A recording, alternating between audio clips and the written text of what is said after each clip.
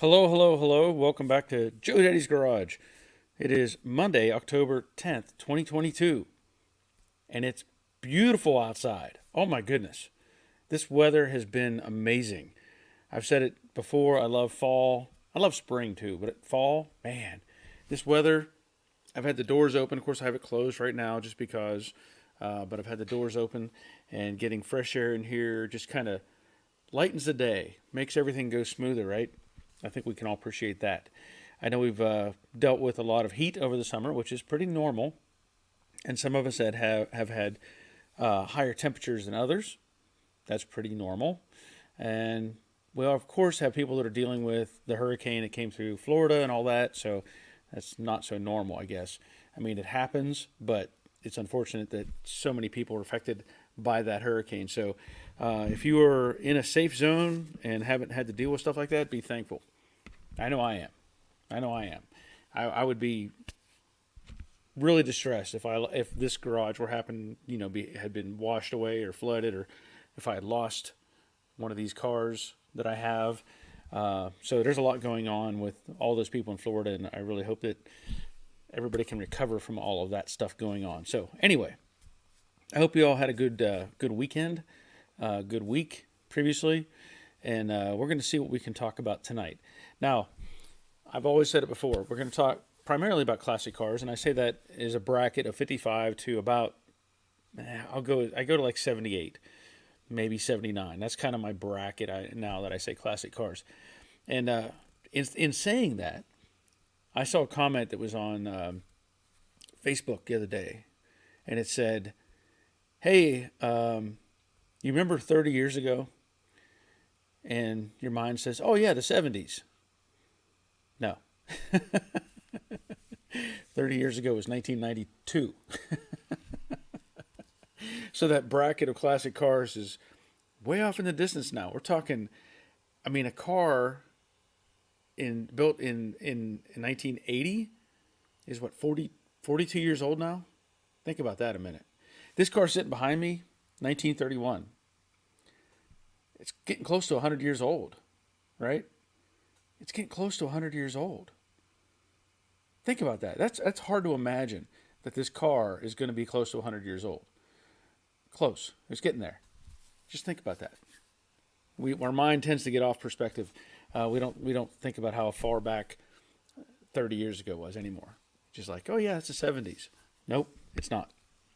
Anyway, I encourage everybody to participate, and when we talk about this stuff, if you have a question or a comment or suggestion, excuse me, that can benefit the broadcast, by all means, participate.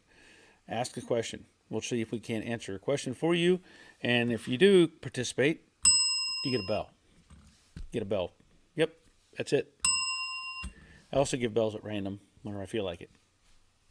It's my bell.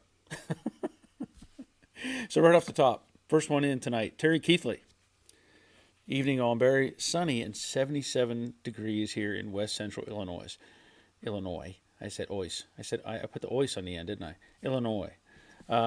That's beautiful weather. That's beautiful. Terry, your first one in.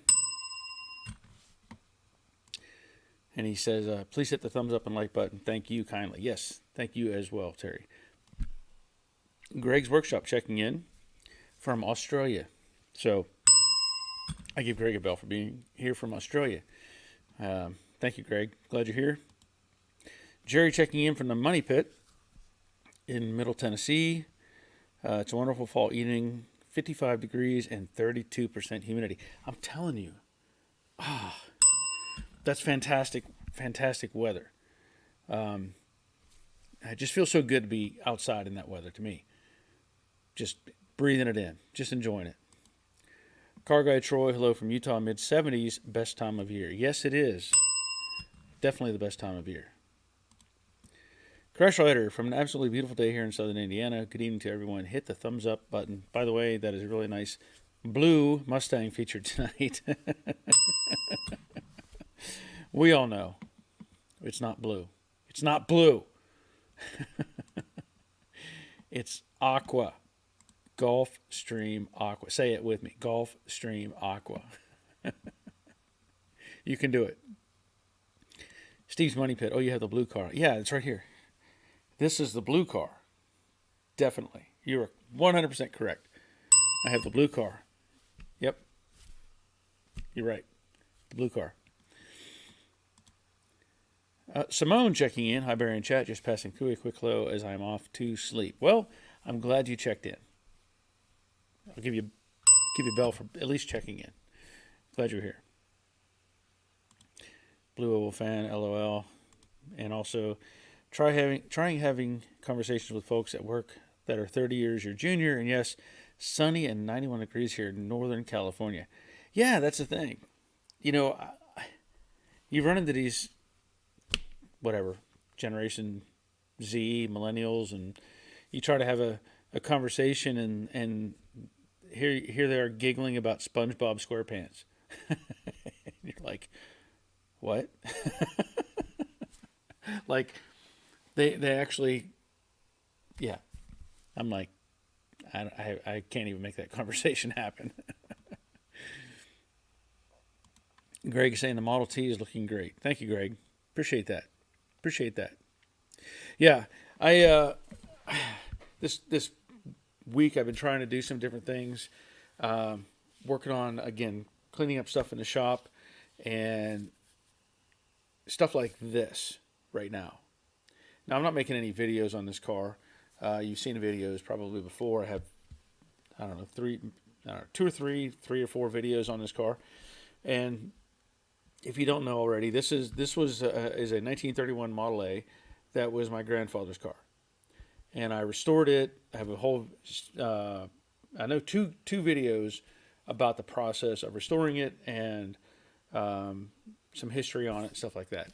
And it's fun to drive this car, but it's also scary to drive this car. So you have to think about the era. Like I said, this thing is almost 100 years old. The technology is basically a glorified tractor. That's all it really is. You know, you think about it, it's a car. Look, it's got this shape and blah, blah, blah. It's basically a glorified tractor. Flathead 4-cylinder engine, 3-speed manual transmission. Top speed in this car, I mean, really as pushing it as hard as you can, is probably about 53 to 55 miles an hour. Yeah. Well, the difference is this car is built for families. Okay, so whenever these cars were produced, you had the sedan like this, right? Two-door, Tudor, as Henry Ford labeled it, two-door. Then had a four-door, Fordor, so it had 4 doors. And they had variations of all of these. It had the cabriolet and the roadster and the pickup and all these different things. Well, what you don't realize is they actually worked on gear ratios and stuff for these cars. So this car, I can't tell you what the gear ratio is. I really don't. I don't know. It could be a 411. It could be a 435. It could be something along those lines. I really don't know. But if you had a roadster, it would have, let's say, a shorter gear. Let's say maybe a 320, something like that. So the roadsters can do, like 75 miles an hour, which is scary. Because I know 45 is scary in this thing, because it has mechanical brakes. If you don't know this thing is a glorified tractor with go-kart brakes. That's all it is. They are metal rods that pull and push on a cam system. So when you press the brake pedal, this center shaft in the middle of the car, literally in the middle of the car, rotates either fore and aft, right? And so when it does that, one side's it's pulling on the rear and then pulling on the front. So when that cam action operates, all it does is pull these metal rods, and these metal rods operate little cams that make the brake shoes expand. That's as simple as you can get. It's a cam, brake shoes, and then, of course, the brake drums. So if you're doing any speed, any speed at all, and you decide you want to stop, you better be planning ahead. Like, if I'm driving this on the road and I know that there is a red light or a stop sign or something and it's a quarter mile ahead of me, I'm already letting off the gas and letting the transmission slow the thing down.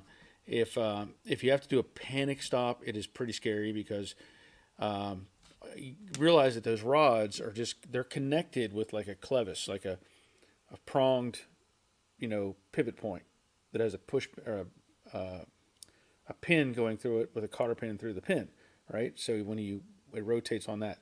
So what happens when you have that kind of situation? There's a lot of things connected that could disconnect. And I had that happen one time. I was driving this car, had my, I don't know if I had all three kids or just my sons in the car. I don't remember.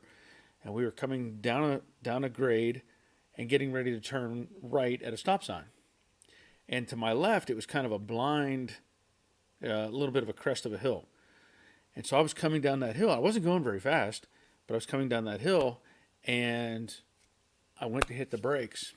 Well, the pin that holds the two rods together on the right side came out. It just came out. I had no brakes on the right hand side of the car, and so I was standing on the brake pedal. There was no stopping it. No stopping it. So I just turned into the turn and kept going. And of course from there, when I drove home, I had to go like 20 miles an hour just to not get too fast. And I didn't have any parts with me to fix the thing. Of course, when I get home, I had parts and put it back together. Not a problem. But that's the thing with these cars. And so if you're ever following around one of these original cars, or you see one on the road, give it some space. Give it some space, because I can tell you it gets kind of scary. And I've seen pictures. There's a couple of pages, Model A Restorers Club or whatever, and I've seen pictures of these cars getting in an accident, and it's not pretty because there's nothing.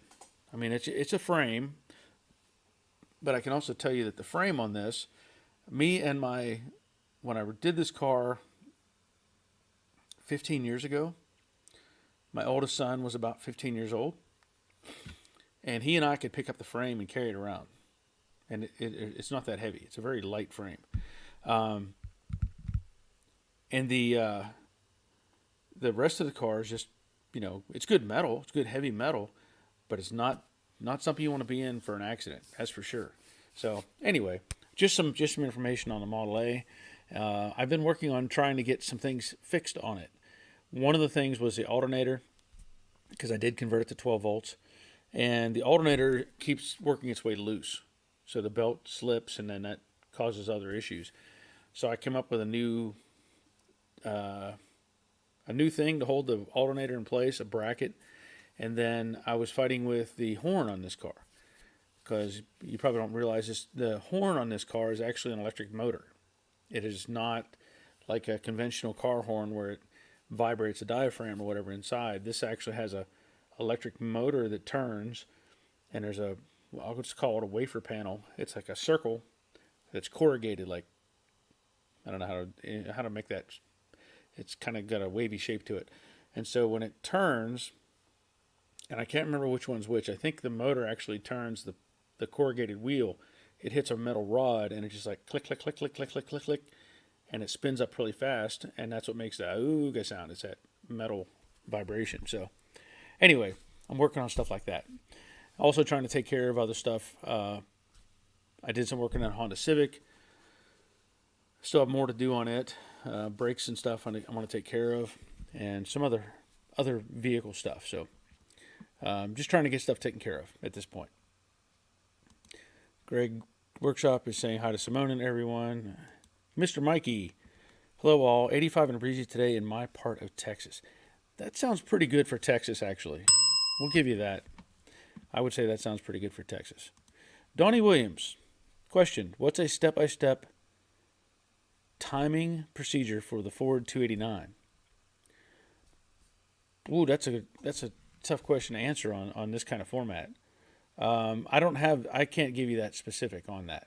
If we have somebody else check in with us, whether I don't know who would have that. Dawn's Manufacturer could probably give us a good explanation of that. And you also say a lot of misinformation on the net. I'm sure there is. I know.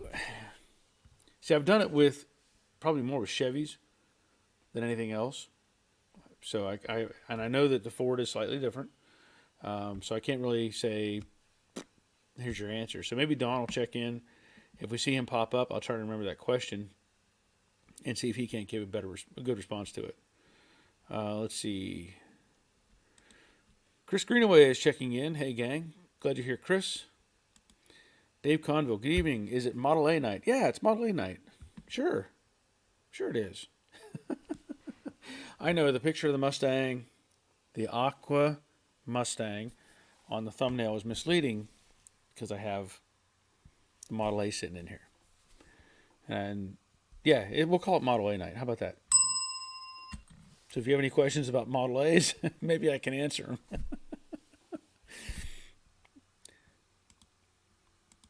Let's see. Greg says, hi, Chris. Donnie Williams. Okay, you're welcome. And Chris, fall weather setting 47 degrees Fahrenheit. You're going to make me do math. No, 47 degrees Fahrenheit. Okay, yeah, that's good. 47. I was thinking Celsius for a minute. Then I realized you're up in, I believe, Canada, right? So yeah, 47. That's starting to get chilly.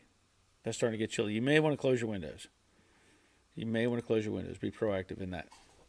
You know, there were some events going on this past week that I still, one day I hope to participate in some of this stuff. There was Cruising the Coast. So I think there was a big turnout for all of that Cruising the Coast deal. I have a friend who posts pictures, and I see this stuff, and I'm like, oh man, that would be so cool to go take part of that. And then I have another friend up in Ocean City, Maryland, and he has a Facebook page called Classic Cars of Maryland, and he's always showing stuff from like local car shows, and he does live streams from different locations. So it's really cool, some of the stuff that you can see going on in different parts of the country. But okay, Chris, 8 degrees Celsius. Yes, thank you. You did the math for us. Because initially I thought 47 degrees in my mind went straight to Celsius because I thought it's not that. That's a pretty high number, but I realized where you were. So, yeah. I'm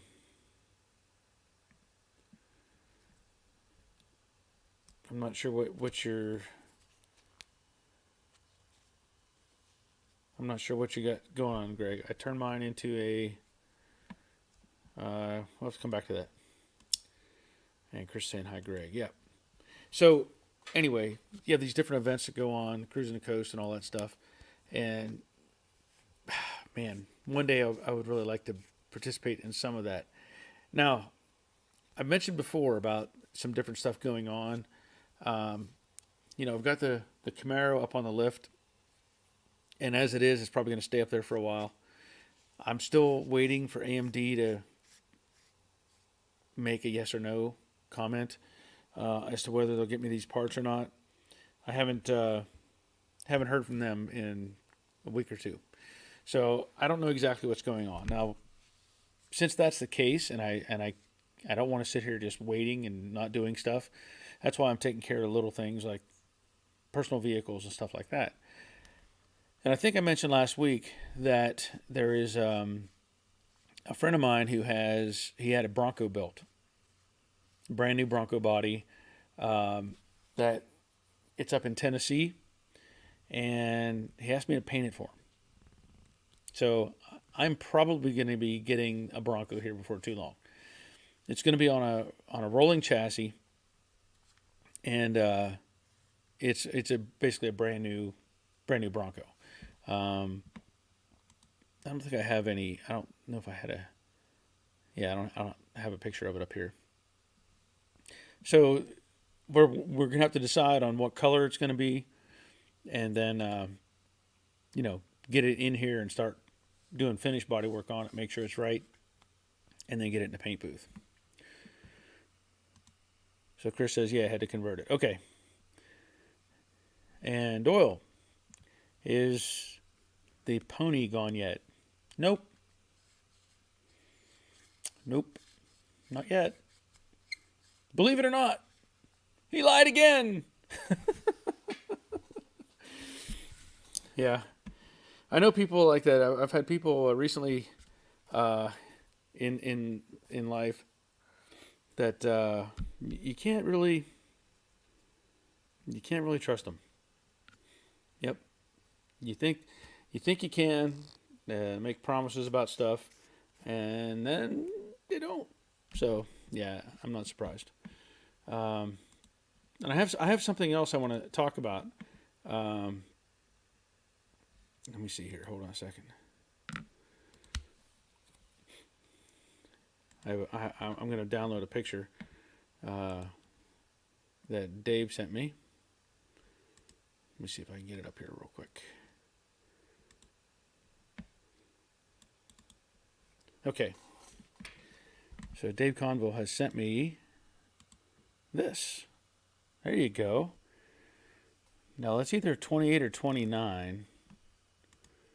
I'm not sure which. I can't remember the difference. I know 20 or 29 is that shape of grill or radiator surround. That's pretty cool. That's pretty cool. They had a name. There was a name. I can't remember the name. They had some of those that were like used for luggage. I forget what the name was, but it was designed to take people's luggage from like a train or something like that and take them to their local hotel or whatever. And the name is at the tip of my tongue, and I can't remember it. Something with an H. Can't think of it. Huckster. Yeah, there it is. I said it with H. Huckster. Yes.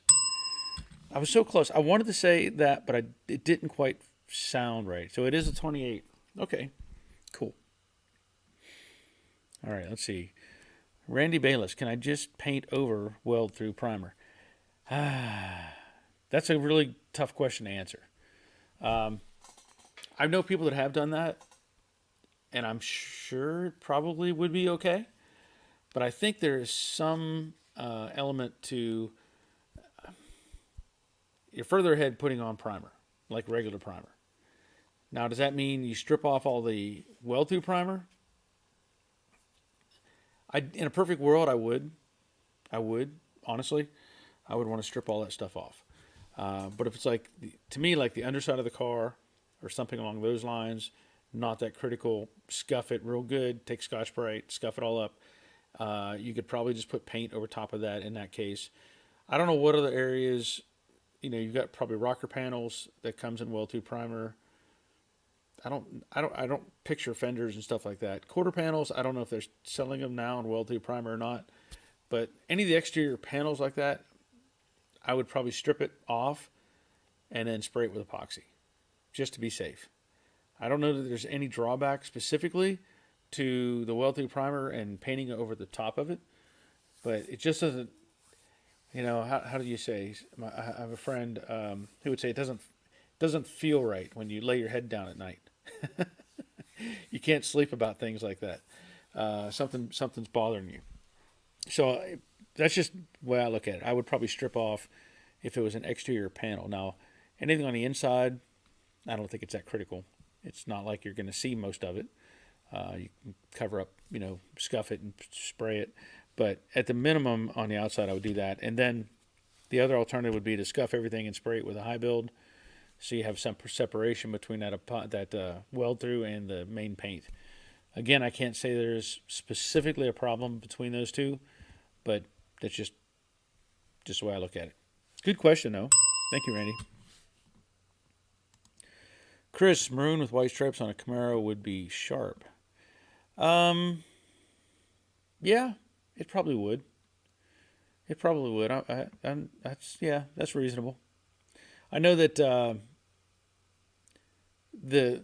Camaro that's on the lift, it was actually a green, like I forget what the name of it was. It's some sort of green, and I kind of like it with that green. I don't plan to paint that car, but I like the green with the white stripes. I don't like the green with the black. It's got to be white. Good offset on that. Donnie recently bought the pony stamp sheet to hold on to. Maybe it'll be worth more later. Oh yeah, talking about the postage stamps. Yeah, somebody told me they were gonna. I thought somebody said they were gonna get me some of those. I'll have to see if he's still available, if he can do that or not. Jerry, timing a car requires to find top dead center on number one. Dan, you need to know how much advance the cam needs. If stock, probably 6 to 12 degrees advance. Check out YouTube. So that was an answer to Donnie. So thank you, Jerry. Appreciate that. Dave, I couldn't bring it home last week. Getting it this weekend. Oh, okay. Well, bonus. Good for you. Good for you. With that in mind, I'm kind of. I don't have the picture up here. I had it on last week's live. Yeah, this vehicle, this 29. This is available. A friend of mine is wanting to sell this truck. I really would like to have this truck, but unfortunately, I don't have a place to put it.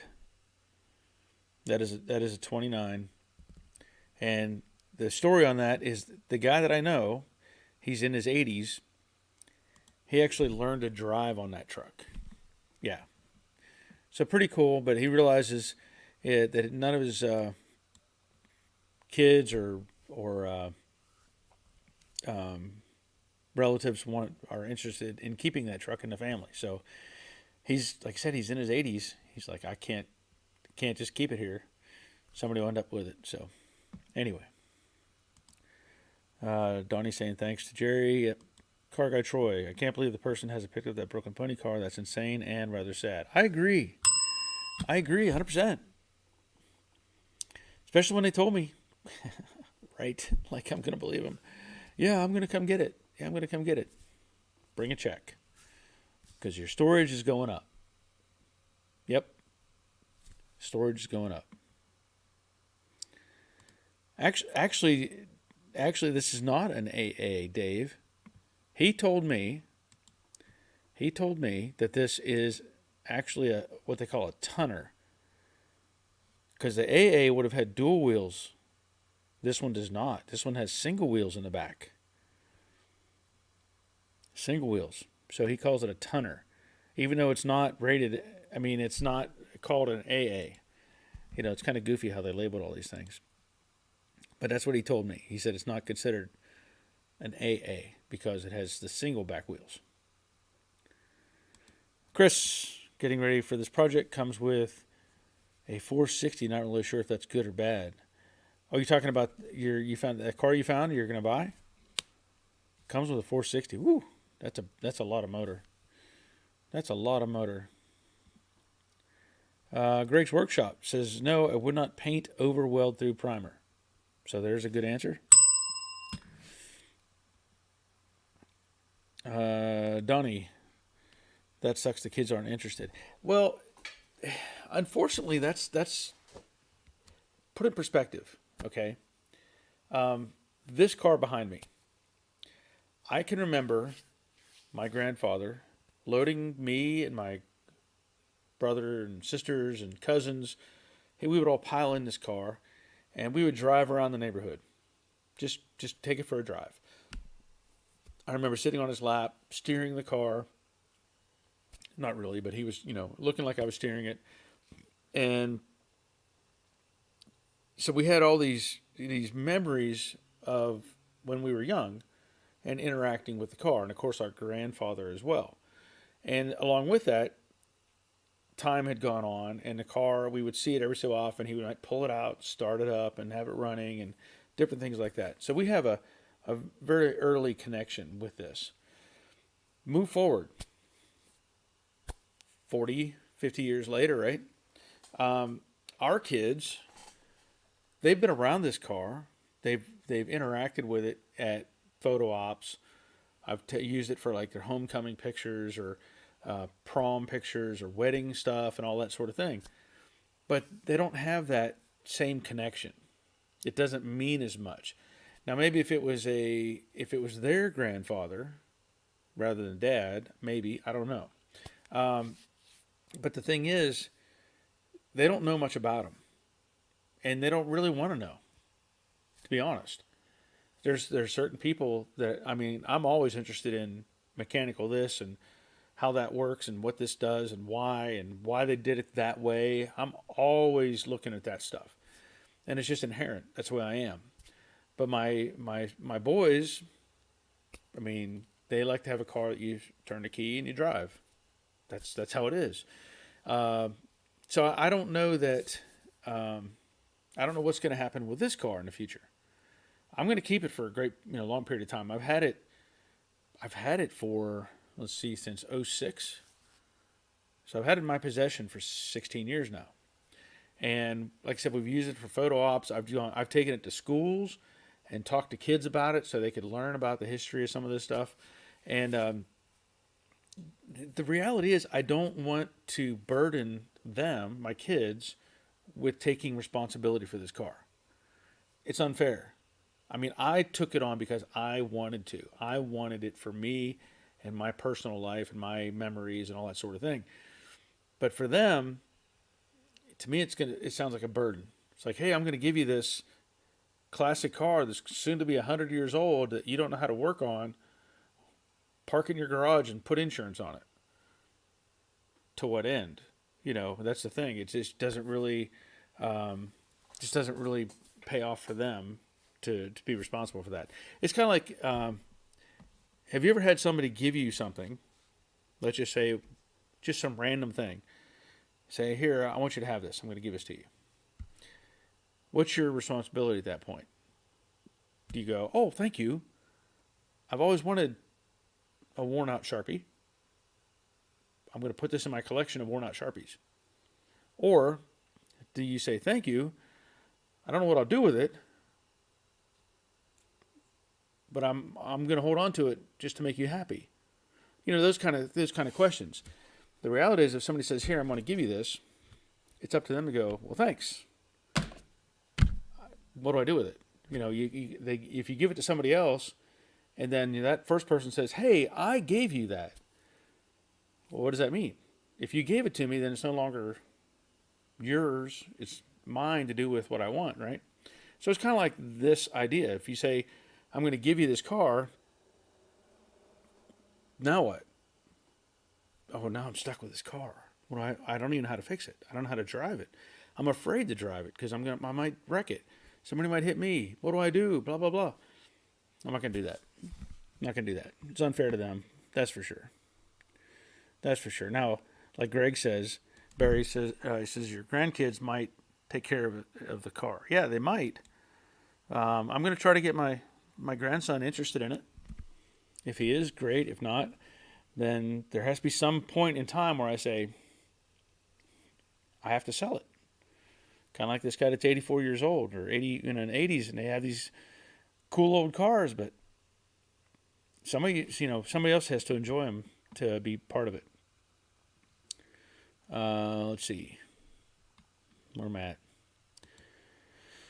Donnie, that sucks the kids aren't interested. Yeah, it is, but it's kind of hard to blame them. Ford guy says, hey, y'all. Glad you're here. Give you a bell. Dave says he learned something. Yeah, I did too. I did not know that there was, I knew there was like the Roadster pickups and little pickup trucks and stuff like that, but apparently the single wheel is what makes it an A. So, Chris, 460 is a gas hog for diminishing returns from what I researched. Oh, yeah. Yeah, you're going to be able to drive from gas station to gas station with that thing. I don't know that I'd want to keep that in there, honestly. But then it depends what your goal is, to restore it or to make a commuter vehicle that doesn't drink 8 gallons of gas every mile. Or 8 miles to the gallon, let's say. Chris, a lot of kids aren't interested. They don't understand the aura of Americana. But when your friend from high school who told me not to mess with old cars and wants to borrow the formula for his wedding, yeah. There's something odd there, yeah. Yeah, there is. You're right. Yeah, people, like you talked about, they want to borrow your car because it's cool, right? But they don't want to work on it. There's a lot of people that just don't want to touch them. Robert, evening all. Sorry I'm late at mother-in-law's and we've been running around here for a few days. Okay, glad you're here, Robert. Donnie, I guess that's logical. Yeah, and it's a difficult thing. It really is, because there could be just, you think about it. Here's an example. Here's another example. Okay, this has been sitting on my bench for probably 20 years. What is it? I don't really know. I don't really know. It's like a little plastic character. Um, it could be like a Hershey Kiss. Off. I don't even know. I don't know. It's a goofy little thing, right? My oldest son gave this to me when he was like, I don't know, 4 or 5. Here, Dad, I want you to have this. And I was like, okay, cool, thanks. So it's been on my bench here for like 20 years. Can I throw this away? I probably could. Would he know? He doesn't even know now because I told him about it. I said, do you remember giving me this? He's like, no. So the only reason I'm holding on to it because it's small, and two is something my son gave me when he was like 5 years old. Um, does anybody else care about this? No. It's even broken. It must have fallen off. It's got a little broken piece right there, missing a foot or something. Uh, but that's the thing. Somebody gives you something and you're like, thanks. What do I do with it? How long do I hold on to this? Well, it's been at least 20 years for that little whatever it is. And he doesn't even know, he doesn't remember anything about that. Mr. Mikey, I would cherish the car forever because it's an, I guess, interesting piece of Americana. Thank you. I love it. Yeah, I mean, I get that, and I'll keep driving it and working on it and keeping things, going with the car as long as I can. But there probably will come a point because remember now they made over 1 million of these things, right? Or was it the Model T? Maybe it was the Model T. They made over a million of them, whatever. I don't know what the production numbers are on these. Granted, some people are still hot rodding them, and I'm not a fan. I mean, I'm not going to do that to this car. I wouldn't want to have that happen. I wouldn't mind having a pickup truck that was customized, like turned into a hot rod. Somebody else did, not me. I don't want to butcher one up by any means. But how many of these are even out there right now? There's still a good many. And this one is kind of odd because it's a 1931 late production. Late production means it has some unique features on it, like specifically the firewall. Does it matter to anybody else? Probably not. But I know for me, I know it's a late production 31 because there's an indentation on the firewall where the fuel valve is. Early Model 31s, which are late Model 30s, had a flat firewall. The 31 had this concave piece inside of it. And the reason for that was they were doing that with a 32. So the firewall is technically a 32. In fact, this firewall is double stamped. It was stamped for a 32 and then restamped for a 31. So there's double crease lines in the firewall. Does that mean anything? No. Nobody cares. But it's just one of those unique features about it. So, and something I could talk about. Wally checking in. We all love cars or music that transport us back to a better time. My guys are the same. They like the car, but does not have the same link to it I do. Yeah. You talk about music and stuff like that. And I'm sure, I would say the bulk of people listening to me talk are not 19 years old. We're probably all in our 40s and 50s and 60s and whatever. And, you talk about the music thing. And I still have these tremendous flashbacks of being at the junkyard and we can call this a junkyard story if you want. But being at the junkyard and the garage that we had, and then we had a stereo out there, and my brother had an 8-track player. And he would pop in the Doobie Brothers or Cream or I can't my mind can't even think of all the different bands. Led Zeppelin maybe, but stuff like the Doobie Brothers and pop that tape in. And when I hear those songs, I can transport straight back to that garage. I can picture myself sitting in the garage listening to that tape my brother used to play. And he used to have a whole bunch of 8-track tapes. And those are good memories.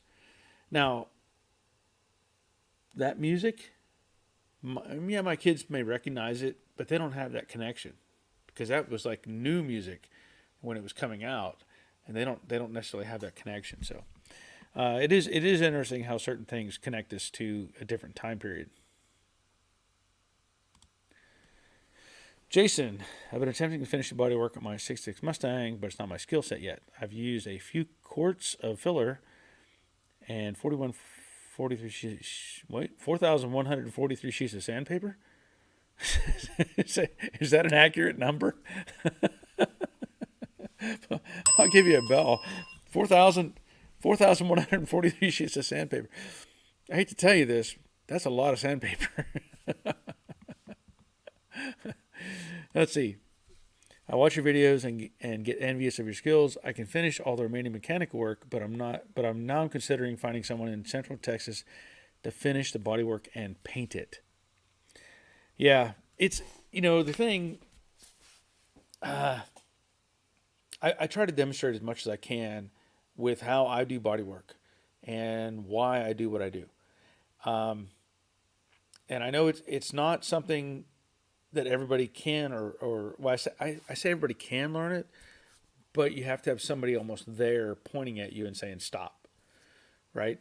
The biggest flaws we run into with doing body work and using body filler is oversanding.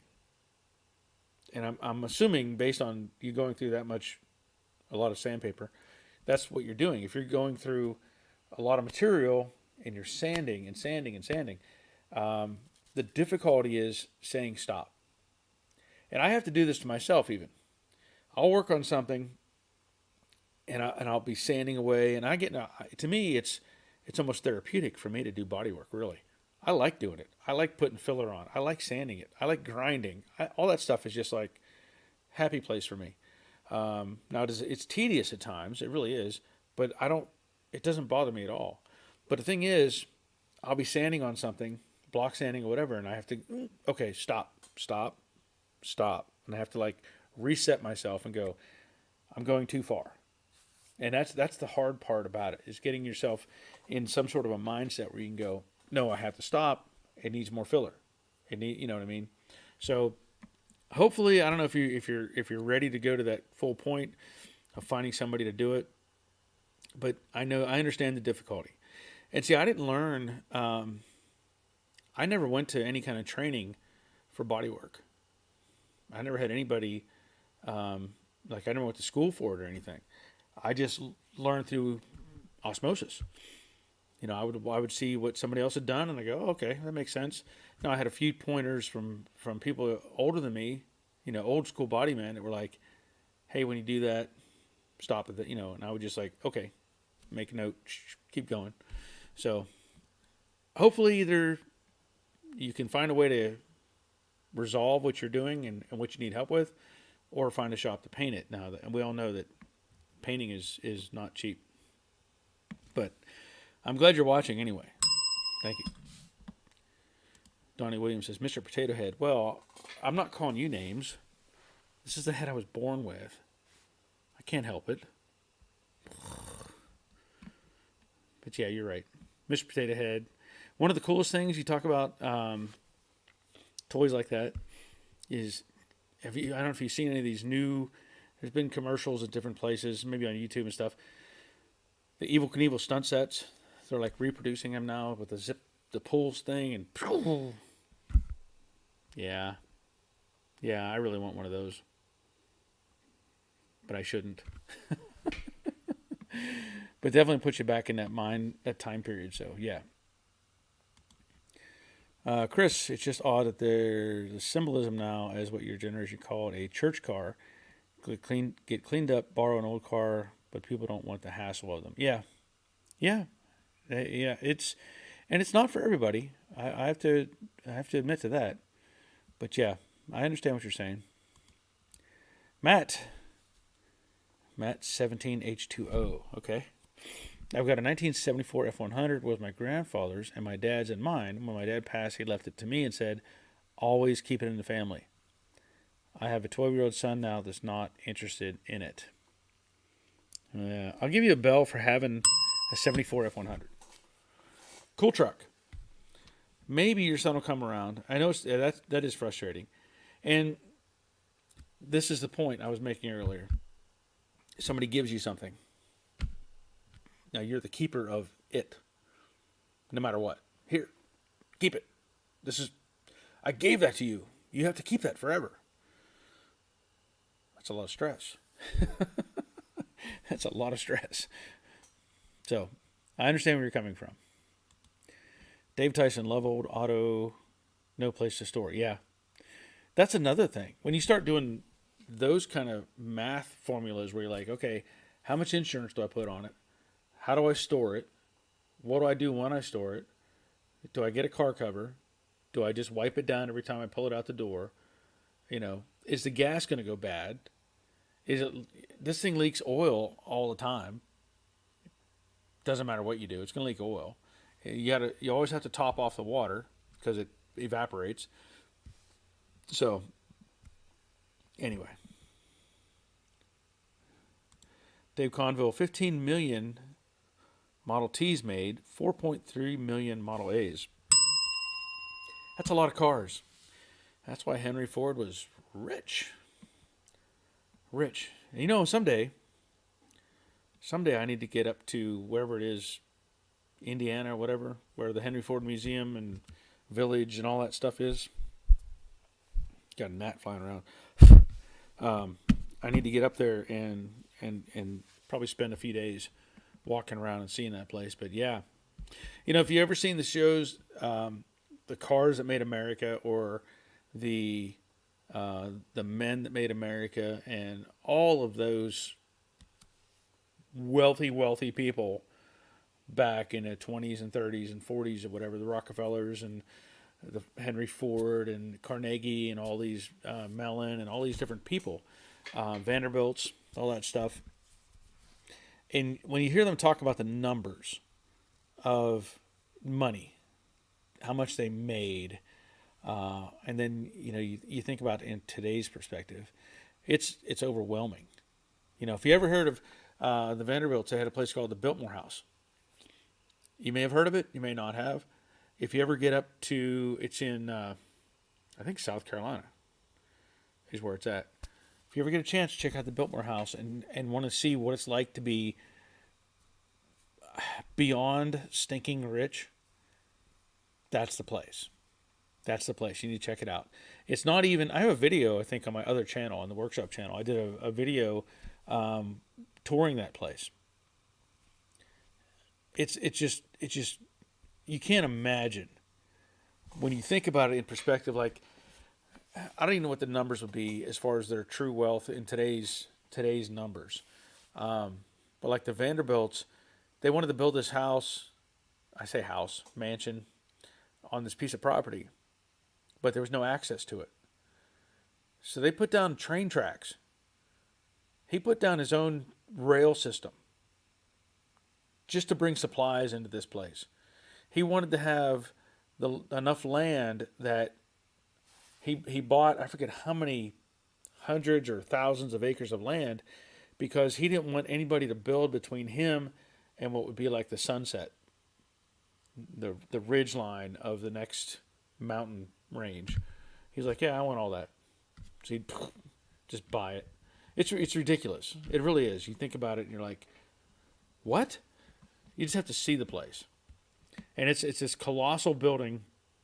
It's amazing to see. And it's all actually made of steel. With I don't know what the granite or whatever the rock facade is, but it's all actually made out of steel. This building is going to last centuries. So, Biltmore House. If you ever get a chance, check it out. Chris Greenaway also have to point it out, no one is going to want the car. You can't let a kid sit in at a car show either, so enjoy your rod, but remember, it's ours for the time being, but not forever. Yeah. Yeah, that's, what's funny about that, when you say that, I can't tell you, like, I took this car to a small school, like a private school, or like a It's a church school, right? And they had probably 20, 30 kids there for this particular class. And I took this car down there to show it to them. And I didn't realize when I did that they actually wanted me to do like a speech on it, like give instruction or like tell the story of it. I thought they just wanted to see it. That was my understanding. So what I did is I told them basically the stuff, and I've been trying to talk about here some of the history of it, with the seats and the floors and all the different things. And all those kids were coming up to that car. They were all just like trying to look inside it and be real careful. And I went, look, I opened the door and I said, if you want to get in the car, get in the car. I don't care. Get in there, climb around, sit in it. Those kids were like, oh, they couldn't believe it. So I have pictures somewhere of like 8 kids sitting in this car, like thinking they're, pretending they're steering. And these are kids who are like probably, I don't know, 7, 8, 9 years old, something like that. 8, 9, probably 8, 9, maybe even 10. They loved it. They climbed all over it. They were standing on the bumper. No, I didn't let them do anything stupid. I didn't let them climb up on the roof or anything like that. But I said, get in it. And when I brought it home, it was covered in little greasy fingerprints everywhere, all over the doors and fenders. And I said, I don't care. I don't care. I just wiped it all down. It's back to the way it was. Not a problem. But and I've done this at car shows too. I've gone to car shows and people have been there trying to look at it with their kids. And I'm like, hey, if you want to sit in it, go ahead. Open the door. Get in. Because these cars are, like I said, they're glorified tractors. They're pretty tough. So, anyway, I try to let people interact with them when I can.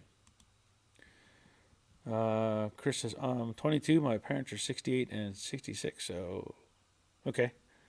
I'm sure we're out of sync on that conversation.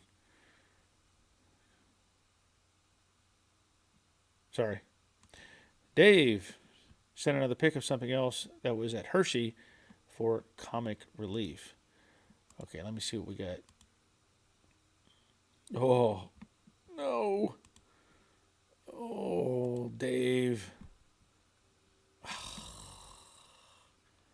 All right, I will look at those. Oh, here we go. Let me skip down to the bottom here. Larry Fordyce. It's 5,000 yen, right? Because he's over in Japan. So he's got to use yen. Painting the 68 Mustang, son comes up telling me I am doing something wrong, then shows me your video.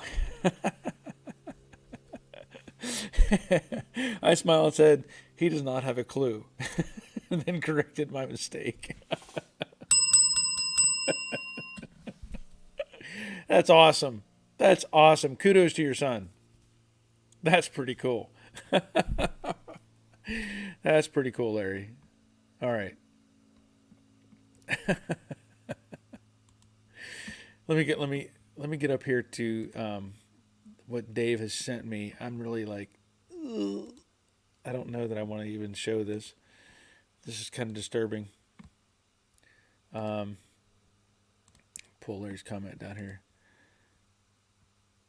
Dave, what happened to this Studebaker?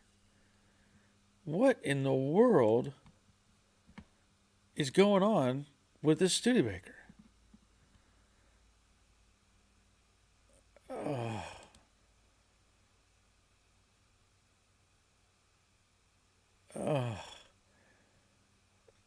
That's just painful to look at.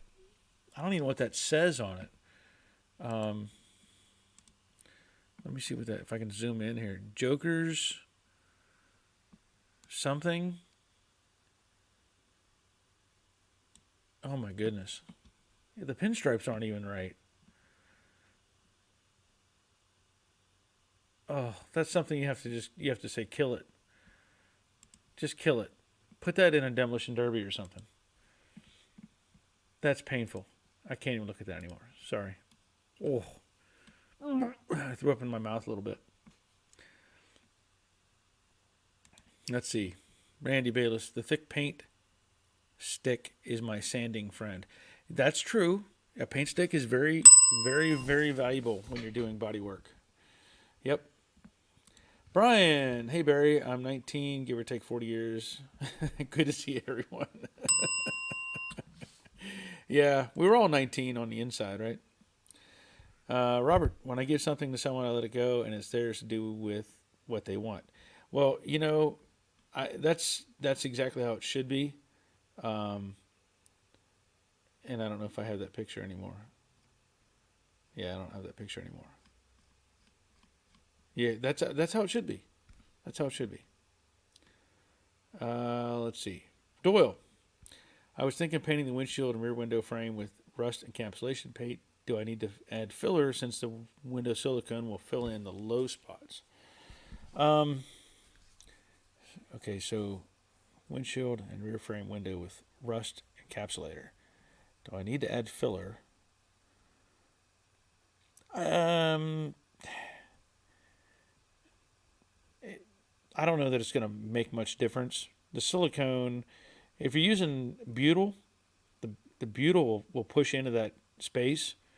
Um, I don't know that adding filler would make much difference, depending on, because here's the thing: are you going to be out driving this thing in storms and rain and all that stuff?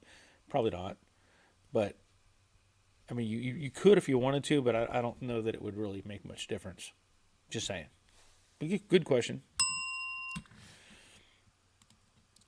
Ford guy, I have a 65 fastback Mustang with a GT with all GT features except it was built in November '64, and GT Mustangs, I believe, were April '65 they started manufacturing them.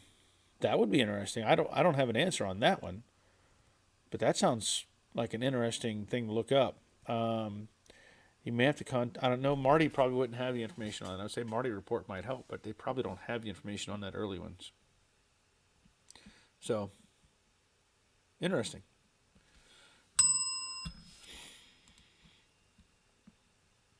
Robert says, I'll show you around the Henry Ford in the spring. I might have to take you up on that. If I can get a pass. Ford guy, do I have a freak? You might. I don't know that doesn't make sense that it has a GT. It's a 65 too. I mean, a fastback.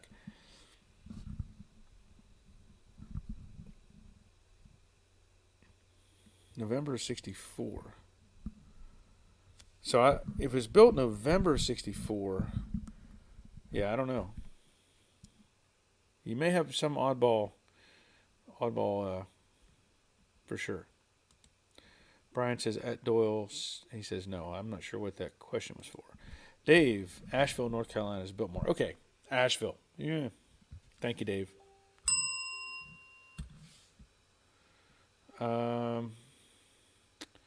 Let's see. Jason is talking to Matt. Your boy's interest may well change. My oldest wasn't interested either. Now he's in the Navy and asked me not to sell them. He would love to have my Corvette or my Mustang. So there you go. Get a little sentimental as time goes on. Maybe that's a good thing. Crashwriter, it's an amazing place, way advanced for its time. That's what I've heard. I mean, I've heard it's fantastic. So I really want to get up there and see that stuff. Chris, two-part message. At the cruise in, a kid was pulled into the alley crying and screaming. He got told by a bigwig. He got told no by a bigwig challenger or high-dollar car owner. A young couple. Let's see. People arrived late to the show. To the car show was leaving. His mom was taking a picture. I stood up, called the couple over, opened the door, and threw on the courtesy lights on. He thought he was the big dog that night. Okay, I get it.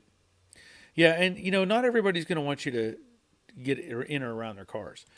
Somebody who's got a Challenger or some sort of high dollar car, I don't blame them at all.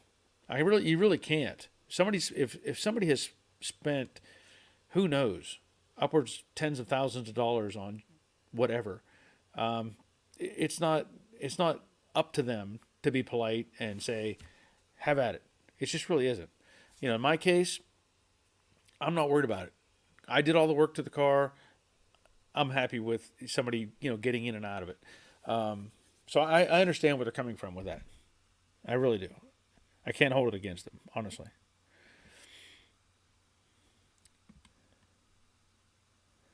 Let's see. Crash later. Now that's a nice green. Okay. Oh, talking about the Studebaker. Um, Chris, he was absolutely happy just to get his photo taken. Yeah, and that's good. That is good. I've been to places where I've seen on the other side of that um, a man with his son. The son was probably 6 or 7, 8, maybe, I don't know, young, and he was walking up to these classic cars, and he would open the doors without asking any permission, grab the steering wheel, get in, start crawling in, and then step aside, and then he was like slamming the doors, and the owners are standing there like they're ready to tear this kid's head off, and the dad is just like, yeah, whatever. I'm like, no, no, no, no, no, no, no, no. You don't have permission to do that. And this kid did this to several cars. Now, some of those cars have like these kind of windows in, or have the not with all like the flat windows with the safety glass. And if you slam that door just hard enough, you can crack that stuff. And this guy was just standing there like almost laughing at his kid monkeying around with these people's cars. I was ready to come unglued. It was like, no, you don't give him that kind of permission. Terry says, Barry, I gave my EX away. Hope someone will enjoy. EX. I don't know what am I missing, Terry?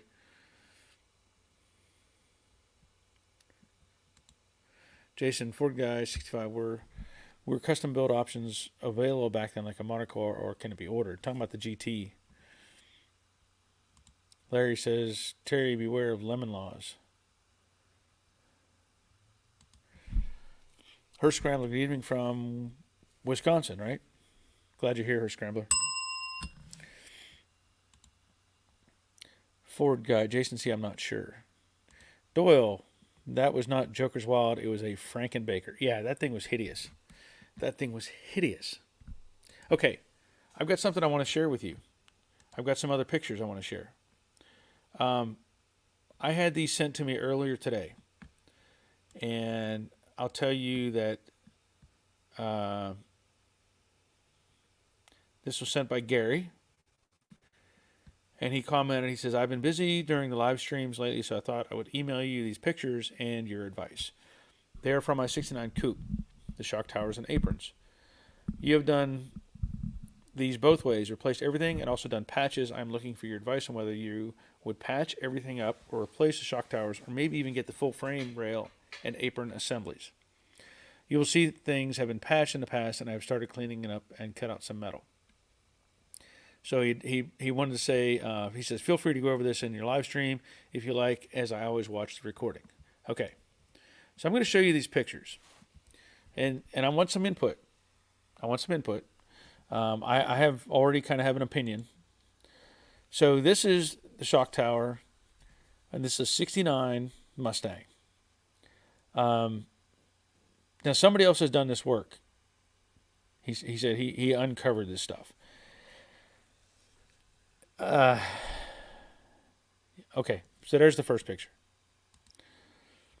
There's another picture. This is obviously the passenger side, looking at the inside of the shock tower. And then we're going to go to the next picture. That looks like the driver's side. That doesn't look too bad, that part of the frame rail. Looks like there's a patch on the left front frame rail area. I'm assuming it looks like a patch, at least what I can see. This looks like, again, the driver's side, and that's some sort of patch into the frame rail and the shock tower. Now they do sell, people sell a patch, or you can make your own. I've done the same repair, let's say, on the Jade Mustang, 68 Mustang, but the rest of the frame rails were in great shape. So I didn't have any issue with doing the patch like that. So those are what we're dealing with.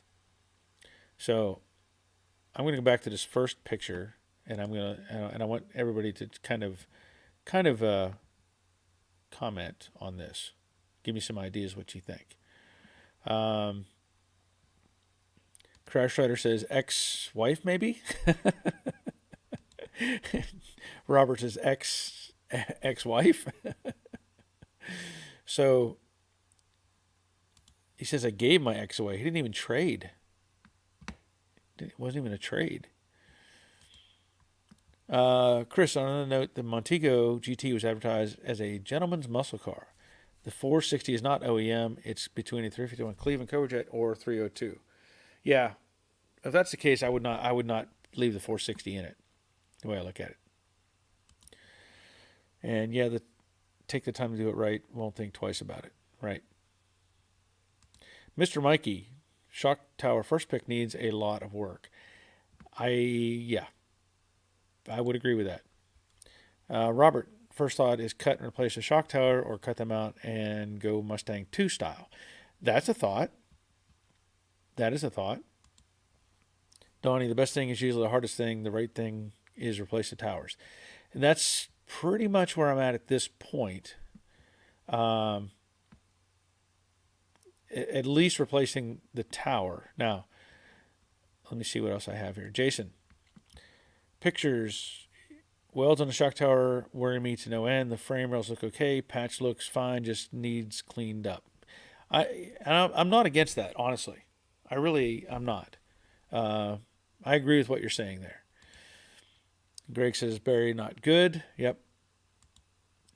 And Donnie is agreeing with Robert.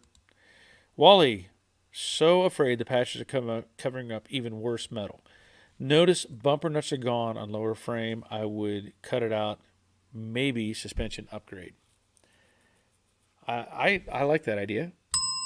I really do. Now, I don't know if he wants to keep it original, with the suspension or not. Her scrambler, someone needs welding lessons. Yeah. Okay. So what I see with this picture right here, I would not salvage that shock tower. I would not. Because when you get to it and you're trying to create a patch or you buy another shock tower to piece it together, I would not do that. I would, at the minimum, replace that shock tower. Now, out here, that's the passenger side. And it looks like the patchwork has been done on that top of that frame rail. And I'm agreeing with Wally here. You don't know what's under that. I would assume, I know it's unsafe to assume, that they did a pretty decent job patching it. But if you're looking right now, you're looking through the bottom of that shock tower on the passenger side. There's a piece missing. That's not good. And also they cut the holes in it. You can see at least in the rear, and I would assume in the front as well, where they used to grease them. Remember how they used to just cut the hole in it and hope the best? And yeah. So I would probably look at replacing at least the shock towers on both sides. That frame rail doesn't look bad. I can't really enlarge the picture very much on this app. Obviously, he's cut out the torque box and everything else. So that part of the rail doesn't look bad. Again, what Wally had pointed out, it's missing hardware up front there. Yeah, I'm not. If there's a way to you could section out that part of the frame rail and put in a new piece. That might be an option. And that just, how far did they have to go till they found metal they could weld to? When you see stuff like that, when I did it, I stayed within the parameter of the opening, and this looks like they kept going out further and further until they could find something they could weld to. So that's not a confident thing to look at. And anyway, let's see.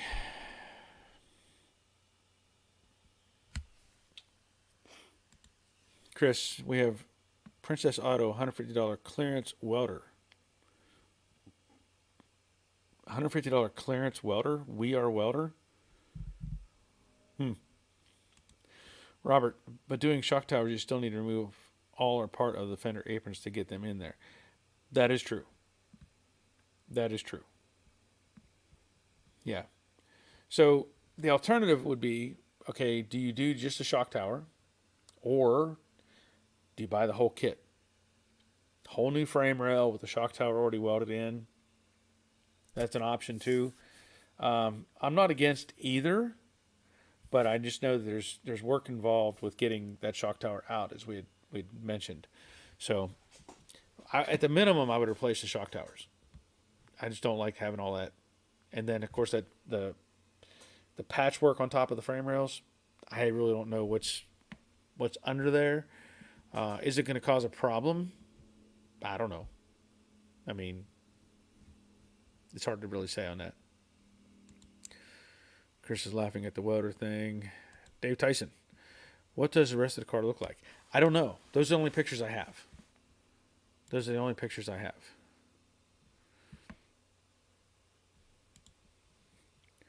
And Donnie Williams, that side I would run with just weld in some. That side I would run with just weld in some shock tower braces from Dawn Rush. I'm not familiar with Dawn Rush, the braces you're talking about, but I get what you're saying. I know that there's always a trade-off. Like if you think, how much is it going to cost to fix this? And is it worth it to fix this? So if you have this shock tower and you really can't even tell what's good or not. You know, it's a shame that it looks like the aprons are in great shape. But that whole section right there, just, I don't know. I don't know that I could allow myself to try to patch that up. Just saying. Chris, do it right. Ease of mind. Won't buckle or bend on train tracks. A patch is fine if proper measures were taken, but I've seen patches where it's an 8-inch patch holding the frame rail together. Yeah, I agree. You know, I've said it before, like I said, I have this friend he's from Finland, and so we'll have conversations, and he says, "I want to argue with you about," or how do you say? Yeah, I want to, argue with you about something, and basically he's not really arguing. It's want to debate why we do this or why we don't do that or whatever. And so he always has the phrase. He says, when you put your head on the pillow at night, can you sleep on it, knowing that it's okay? And I understand that. I've had many nights where I worked on something and I'm like, I don't know that I could. I don't know if I could live with it. And you've seen me do it. I'll start on a car and it's like, I start picking a scab, and the next thing you know, I'm building a whole new car. Mr. Mikey looks like Rust 1. Yeah, sort of. If not nothing else, Rust is in the lead.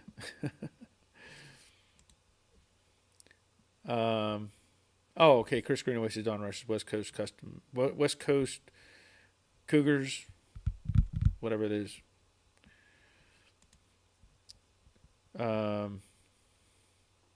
Donnie, not that side, the better side. Oh, so you're talking about, where is it at? But see, this other side though. Yeah, I mean you could maybe patch that. I don't know. Donnie Williams. What? You make you feel like a foreign scammer when you read my messages. What?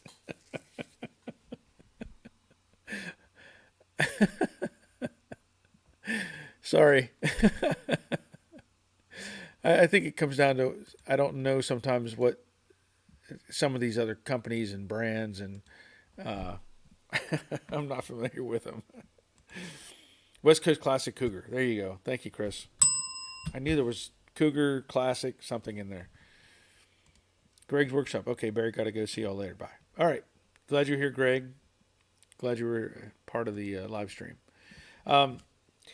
Okay, so like I said, I would probably look at replacing those towers. Uh, just kind of how I am. Maybe I could show you. I want to show you a picture of something that. Wait a minute. Let me see where it's at. This popped up on my on Facebook today. And I may have to go look at this car. Hold on.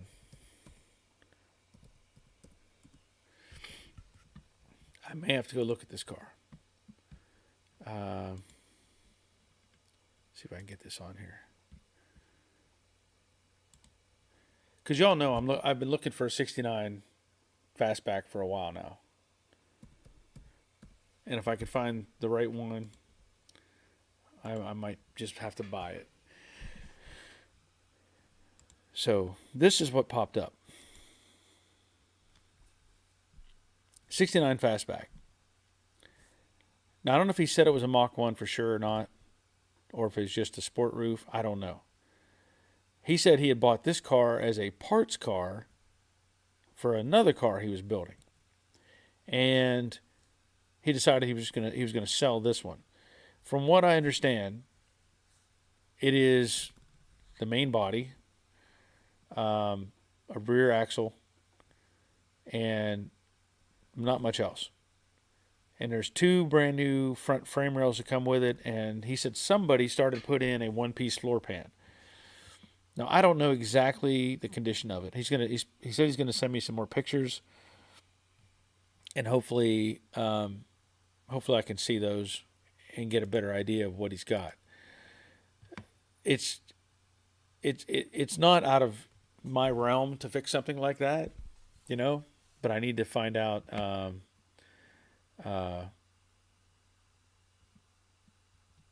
what's there and exactly how bad it is. So that's not too far away from me, actually. Donnie Williams, glad you got the joke. Yep, thank you. Jason, I was joking about 4,000 sheets of sandpaper. The area I'm working on is where I replaced the quarters and now blending the sail panel in. Okay, yeah, that is a tough area to work in. And I've done some videos on that. I've shown that some demonstration style videos on doing that kind of work. And it is difficult. It is difficult. So I figured you were joking about the sandpaper, but I get it. Because it feels that way sometimes. Robert, hello all, been a long time. Well, hey Robert, how you doing? Give you a bell for showing back up. Jason, I want it to look nice, but struggle with this isn't going to be a show car. That's the hardest thing.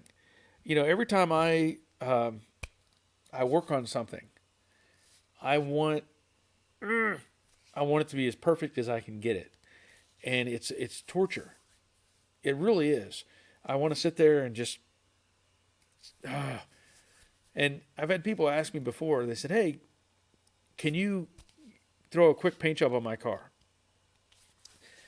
I'm like, quick paint job.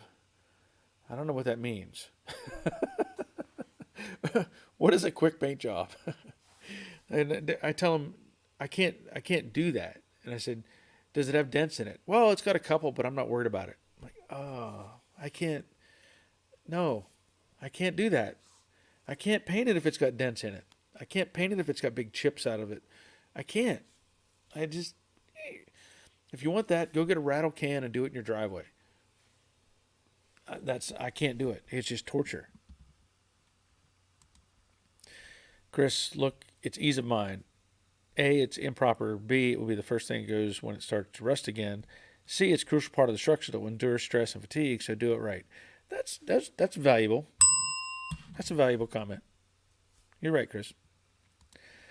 Doyle, just like my driver's quarter panel, could I fix? Yes, probably, but should I? I decided to just remove all their work and replace. He should have. He should too if he doesn't know the quality of the repair. That's another valid statement. Dave Tyson, right up your alley. Yeah, yeah. I mean that's. And here's the thing. I really don't. I don't need to have. Let's just say that I don't need to have a complete car. I don't, and I don't need a mint condition car because that's not a big deal to me. And something like that, I can do anything I want with it. I could do it. Here, I'll make everybody angry. I could put an LS motor in that car if I wanted to. um, I'm just saying, I could do anything I want with that car. Any kind of suspension, just doesn't matter. Just doesn't matter. It's not. There's nothing left that's original to it, really. Robert, the Mustangs increase the part count a lot every generation, so later, the more expensive to do. That's true too. Yeah, that's true too. Wally, you made me laugh. Not out of my realm to fix this car. Compared to the convertible pony that shall not be named, this mint. Yeah, that's this will be a walk in the park, right? And I don't have to rely on somebody else to not provide parts. It could be me. I could lie to myself and say, "Yeah, I'm going to give myself parts." They never show up, and I can just get mad at me then. Yeah. Let's see. Nick, hey, question. I'm putting my instrument bezel in. How do the bottom screws attach to the Dakota Digital, the two aluminum tabs?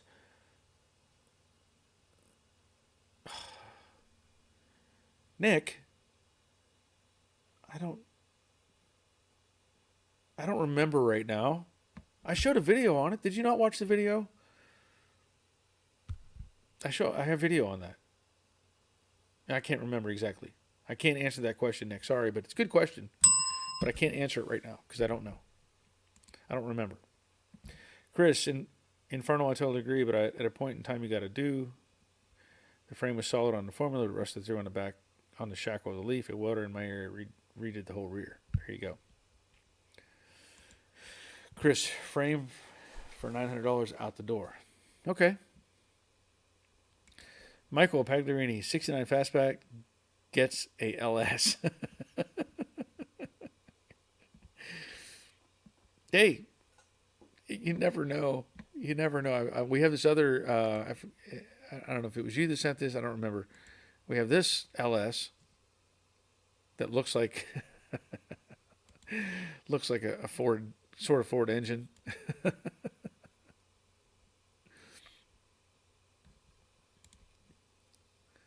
Terry, I still have the 5.0 with AOD. Would look good in there. It would. It would. I'll have to keep that in mind. Denny Alvey. When people see a car that is recently painted, they always ask, who painted that? Now your name is tied to a quick paint job, dents and all. Exactly. Drives me crazy. That's the first thing you ask when they see a car. Oh, who painted it? Who painted it? No, who hung the quarters? Who put the tail panel in? Who patched the fenders up? Who fixed the doors? Who made all the gaps right? All that stuff. No. Who threw the paint on it? People need to know that the paint is the icing on the cake. Somebody had to make the cake. Robert, I still want to do a Toyota 1JZ in the 66. Well, you probably can. Nobody's going to stop you. Nick, I just figured it out. See, there you go. All you had to do is ask, and through osmosis, you got your answer. I'm glad you figured it out. Chris, little coyote and a tree mech. Yeah, that would be nice. That would be nice. Ricky Linwolf. Hello, my friend. Good to be here. I'm still restoring my 6.3 Chevy Nova. Coming along great. New floors and trunk. Also putting in a small block. Very good. Very, very good. Can't go wrong with a small block Chevy. It's true. Doyle, how about a Hemi for a Ram? About the cost of a LS from a Ram. Well, that would be different. People are doing that stuff. Yeah, I mean, who knows?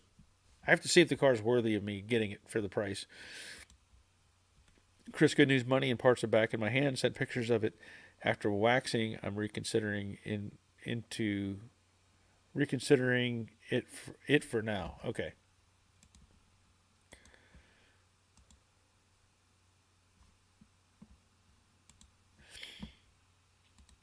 Jerry, I need to get to the house for dinner. See everyone next week. Glad you're here, Jerry. It's always nice to have you along, even if you're just listening and watching.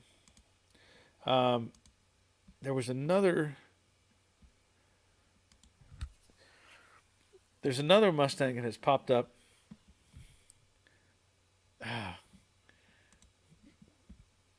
I'm a sucker for the '68 Mustangs.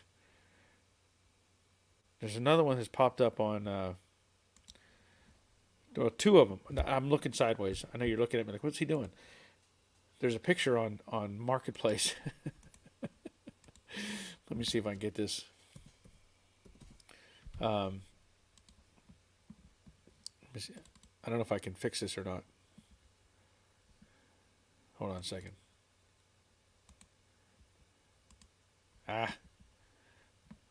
Wait a minute.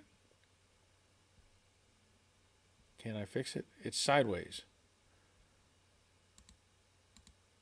There we go.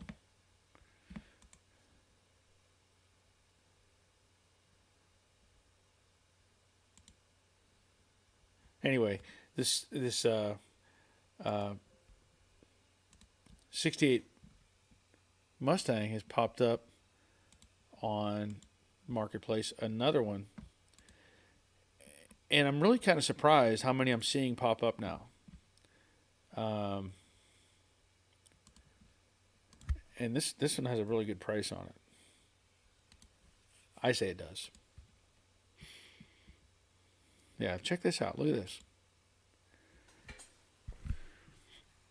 Now, granted, we don't know the condition of it. Don't know what's with it. What's new and what's not. And I see boxes in it, stuff like that. I don't think I would have mentioned the price on it. But I may have to go look at that one too. I might.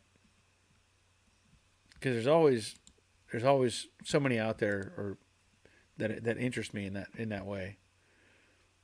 So I really like the 68s.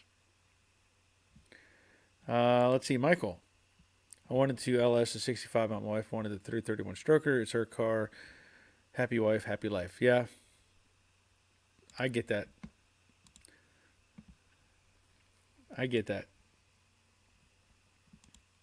Denny, I would do a Ford 6-cylinder with an LS head. Saw this on YouTube. Now the Ford and LS guys are ticked. Yeah.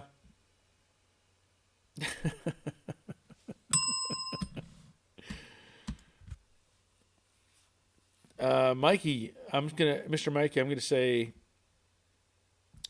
less than $2,000.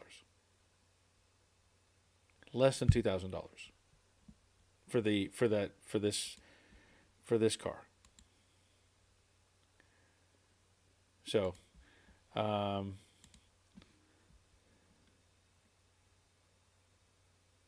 yeah.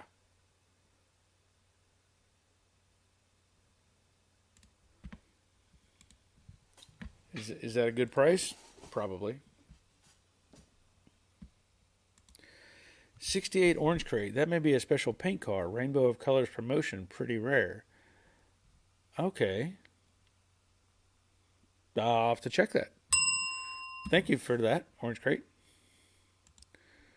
And Robert says, just get rid of the ugly quarter panel lights. Yeah, that's always a thing.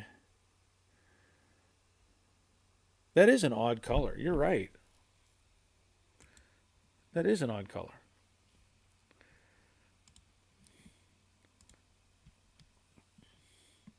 So it's an early 68. Now, what makes you say that?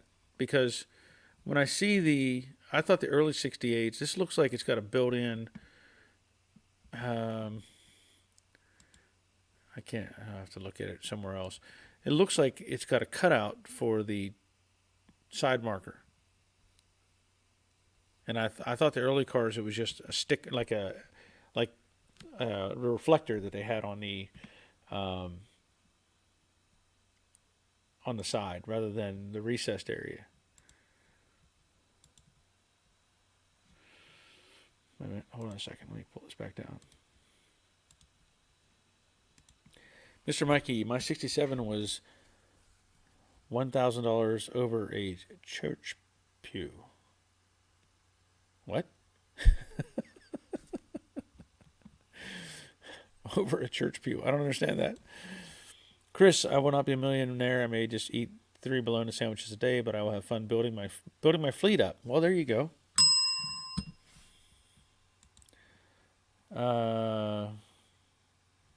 Darius, new McLaren Solus uses a bad off-the-shelf V10.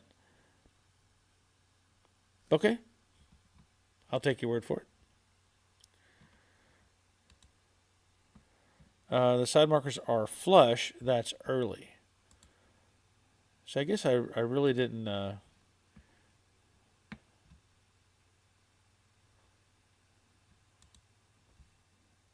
I can't tell. I'll have to take your word for it. But I'll have to check out that rainbow colors thing because that sounds interesting to me.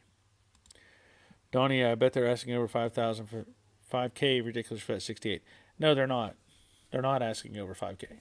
They're asking about 2. Yeah.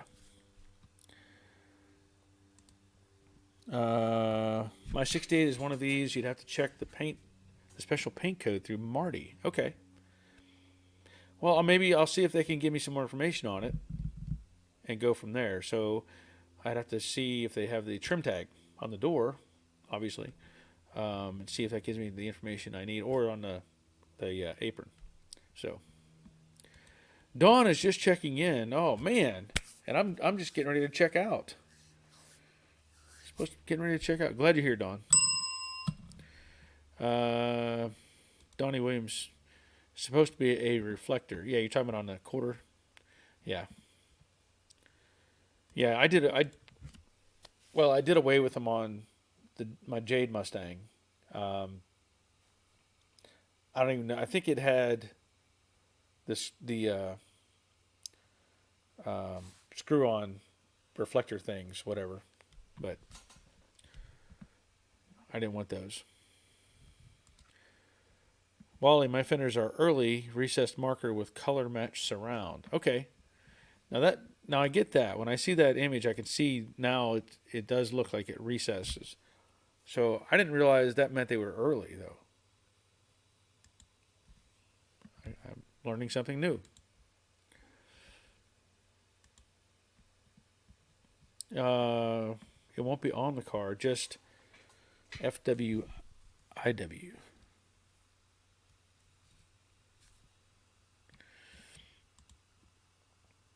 Oh, for what it's worth. Thank you. Sorry. I'm like, ooh. Don says, Betsy's keeping him busy. Yep.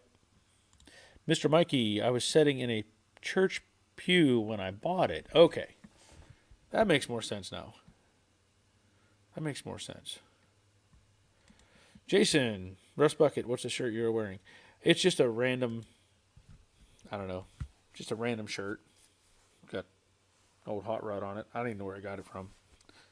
Just something I've been wearing off and on. Larry says Sierra Blue 68 rainbow colors.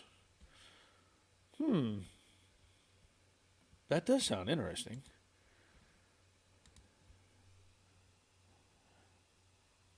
That is a unique color. I've never seen, that I can think of, I've never seen another Mustang that color.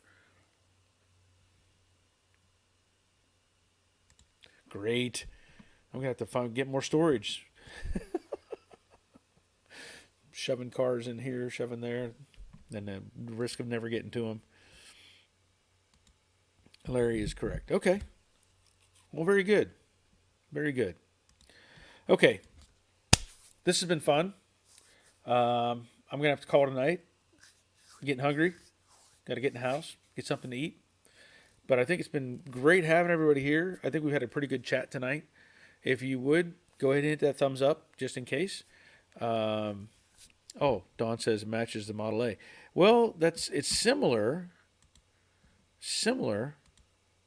but it's different because the color that's on the Model A is grabber blue. It's grabber blue. Anyway, thank you, Dawn. Let me pull that down. Yeah, no motor in that car. It's sitting high. Yeah. Yeah, I'll look more into it as I move along. But again, thanks everybody for being here. We'll do this again next Monday night at 7 o'clock. I hope everybody has a good week. Get some stuff done. Enjoy the weather while we still have some nice, cool nights. And, of course, the days are pretty decent, too. And that'll be it. So until next time, take care of yourselves. See ya.